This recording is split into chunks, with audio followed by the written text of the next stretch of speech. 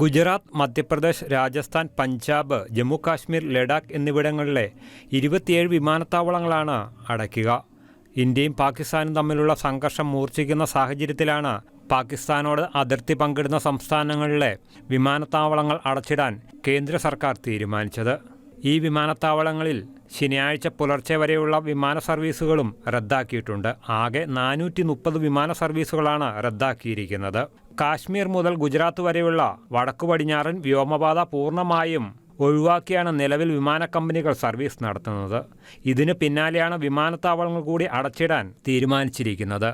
Operation സിന്ദൂറിന് പിന്നാലെ പാകിസ്ഥാന്റെ ഭാഗത്തു നിന്ന് പ്രകോപനപരമായ നിലപാടുകൾ ഉണ്ടാകുമെന്ന സൂചന കൂടി കണക്കിലെടുത്തുകൊണ്ടാണ് കേന്ദ്ര സർക്കാരിൻ്റെ തീരുമാനം. മിക്ക വിദേശ വിമാന കമ്പനികളും പാകിസ്ഥാന്റെ വ്യോമാതിർത്തി ഉപയോഗിക്കുന്നത് നിർത്തിവച്ചിരിക്കുകയാണ്. ശ്രീനഗർ, ജമ്മു, ലേ, ചണ്ഡീഗഡ്, അമൃത്സർ, ലുധിയാന, പാട്യാല, ഹൽപ്പാര, പഠാൻകോട്ട്, ഷിംല, ഗഗൺ, ധർമ്മശാല, കിഷൻഗഡ്, ജയ്സൽമീർ, ജോധ്പൂർ, ബിക്കാനീർ, മുന്ദ്ര, ജാംനഗർ, രാജ്കോട്ട്, പോർബന്ദർ, കണ്ട്ല, കെഷോദ്, ഭുജ്, ഗ്വാളിയർ, ഗാസിയാബാദ്, ഹിൻഡൻ എന്നീ വിമാനത്താവളങ്ങളാണ് അടച്ചിടാൻ സർക്കാർ തീരുമാനിച്ചിരിക്കുന്നത്. Shahina news bureau, Delhi.